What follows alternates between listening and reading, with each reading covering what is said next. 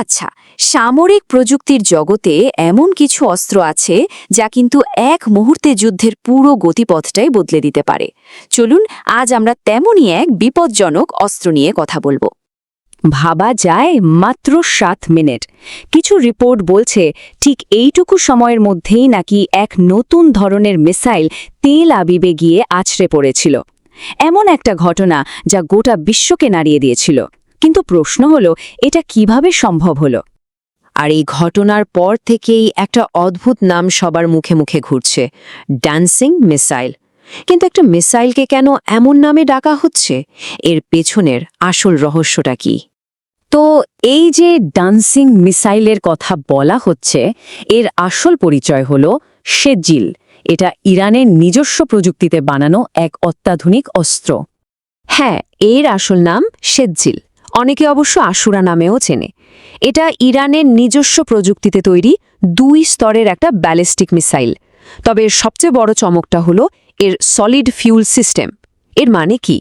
মানে হলো তরল জ্বালানির মিসাইলের মতো একে রেডি করতে ঘন্টার পর ঘন্টা সময় লাগে না। এটাকে প্রায় সাথেই ফায়ার করা যায়। আর বুঝতেই পারছেন, যুদ্ধের মাঠে এই কয়েক মুহূর্তের পার্থক্যই কিন্তু হার জিত ঠিক করে দেয়। কিন্তু সবথেকে বড় প্রশ্নটা তো এখনো বাকি। কেন একে ডান্সিং বা নাচিয়ে মিসাইল বলা হচ্ছে? একটা মিসাইল আবার নাচে নাকি? এর আসল রহস্যটা লুকিয়ে আছে একটা টেকনিক্যাল টার্মের মধ্যে, ইন ফ্লাইট ম্যানুভারিং।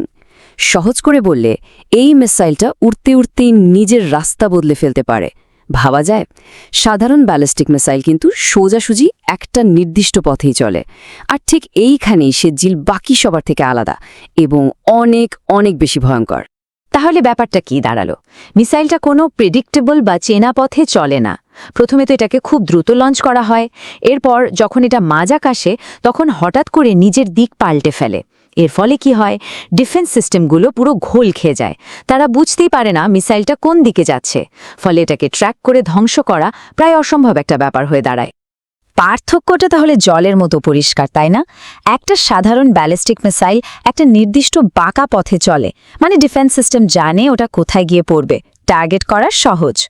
কিন্তু শেজিল, ওটা যেন আক্ষরিক অর্থেই আকাশে নাচতে থাকে।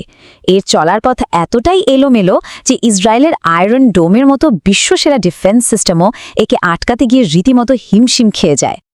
কিন্তু শুধু ডিফেন্স সিস্টেমকে ফাঁকি দেওয়াই এর একমাত্র ক্ষমতা নয়। শেজিল যখন আঘাত হানে, তখন এর ফল হয় মারাত্মক বিধ্বংসী। এর রেঞ্জ শুনলে অবাক হতে হয় 2000 কিলোমিটার। এই বিশাল দূরত্বের মানে হল ইরান থেকে লঞ্চ করার পর এটা খুব সহজেই ইসরায়েলের যে কোনো বড় শহরে পৌঁছে যেতে পারে। আর এটা নিজের সাথে কি নিয়ে যায়? 700 কেজির একটা বিশাল ওয়ারহেড। এই পরিমাণ বিস্ফোরক যে কি বিশাল ধ্বংসলীলা চালাতে পারে তা কল্পনা করাও কঠিন।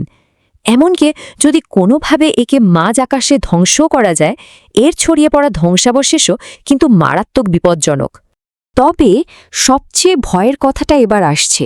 এই মিসাইলটাকে এমনভাবে ডিজাইন করা হয়েছে যাতে এটা পারমাণবিক বা নিউক্লিয়ার ওয়ারহেডও বহন করতে পারে। আর এই একটা সম্ভাবনাই কিন্তু পুরো খেলার সমীকরণটাই ওলটপালট করে দেয়। আর ভাববেন না যে ইরান এখানেই থেমে গেছে। এর পরের ভার্সন শেজিল 2-তে নাকি অ্যান্টি র্যাডার কোটিং ব্যবহার করা হয়েছে। মানে এটাকে খুঁজে বের করা আরও অনেক বেশি কঠিন। শুধু তাই না, শোনা যাচ্ছে যে শেজিল 3 নিয়েও কাজ চলছে, যার রেঞ্জ হতে পারে প্রায় 4000 কিলোমিটার। অর্থাৎ এই প্রযুক্তি কিন্তু থেমে নেই, ক্রমাগত আরও উন্নত আর ভয়ঙ্কর হয়ে উঠছে। তো এই সবকিছুর পর প্রশ্ন আসে, এই অস্ত্রটা আঞ্চলিক সংঘাতে ঠিক কী প্রভাব ফেলছে?